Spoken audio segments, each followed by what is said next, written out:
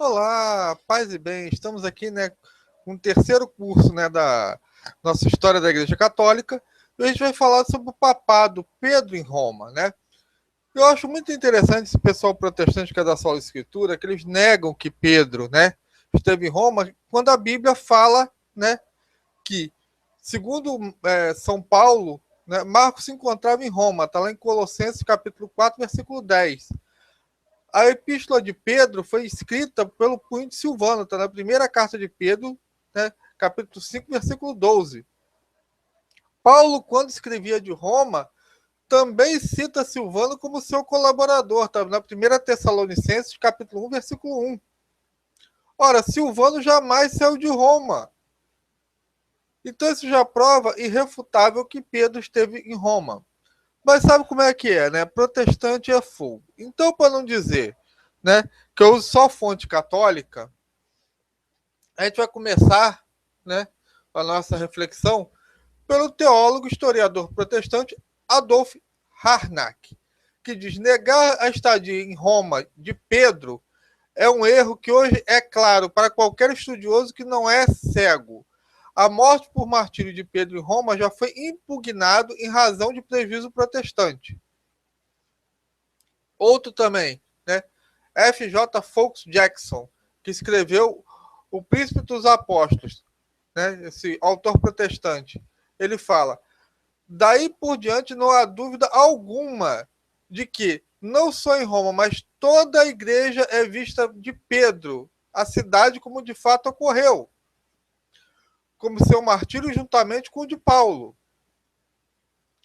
E a enciclopédia protestante, né, de conhecimento religioso de Schaff-Herzegon, sei lá o nome do cara, diz o seguinte: a tradição parece manter que Pedro foi a Roma e ali sofreu martírio sobre Nero.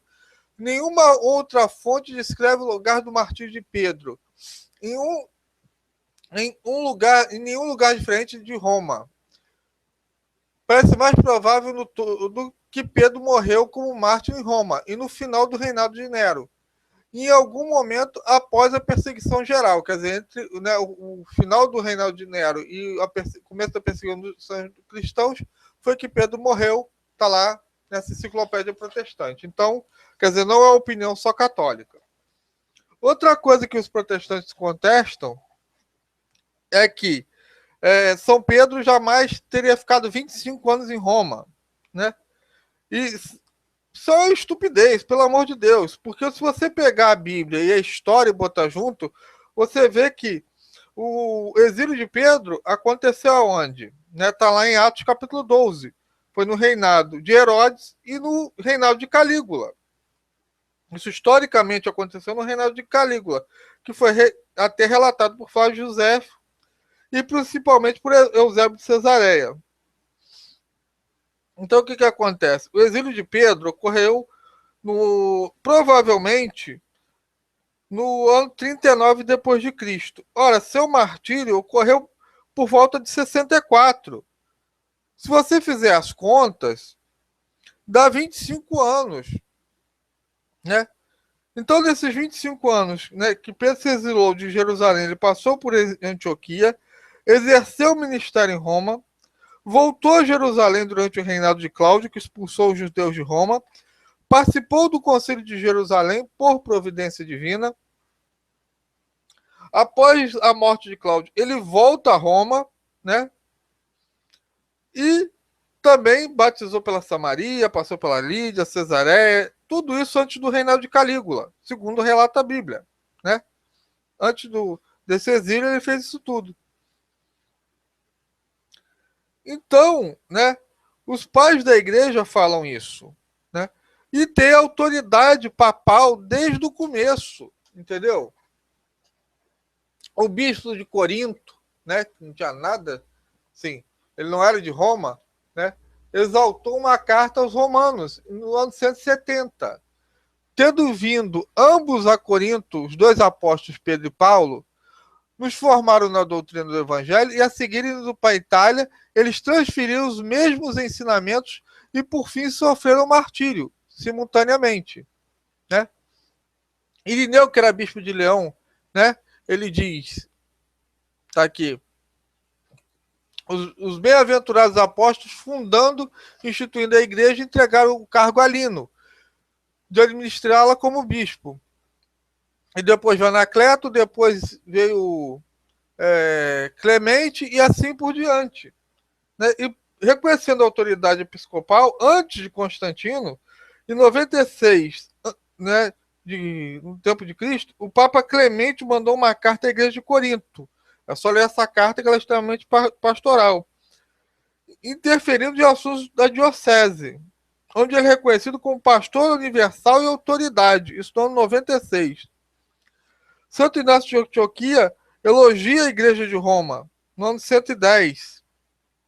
São Policarpo, no ano 150, ele discute com o Papa Anacleto a data da celebração da Páscoa. No final do século II, o bispo Irineu refutou os pregadores que não estavam em harmonia com Roma. E em 250, São Cipriano de Cartago questionou se a gente pode manter a fé enquanto em desunião com Pedro. Então, gente, é aquela coisa. As pessoas não que questionam a autoridade da igreja em Roma realmente não sabem nada de história. Você tem uma referência aqui que eu adoro citar. Deixa eu pegar ela aqui, só um instante. Que é de São Cipriano, que ele fala assim: é verdade que os demais apóstolos eram o mesmo que Pedro, mas o primado é conferido a Pedro para que fosse evidente que haja uma só igreja e uma só cátedra. E São Cipriano de Cartago falou em 258, muito antes de Constantino, né? E nós temos o código de Muratori, né, que também é antes de Constantino, que faz a lista de todos os papas. Você vê até que Lino é citado, né, na segunda carta de Timóteo, capítulo 4, versículo 21, e depois vem Clemente, né, que é o terceiro, depois, né, substituindo Pedro, que é também falado na carta dos Filipenses, capítulo 4, versículo 3. Então aí já se percebe toda uma sucessão apostólica até o ano de 170, né, de papas, isso bem antes de Constantino. Agora, se os protestantes querem acreditar em firula, né, então azar o deles. Né? Então fica hoje a nossa reflexão paulina, né, que a igreja reconhecia, né, que a fé de Roma era inacessível ao erro, como dizia São Jerônimo. Paz e bem para todo mundo e até a próxima. Amém.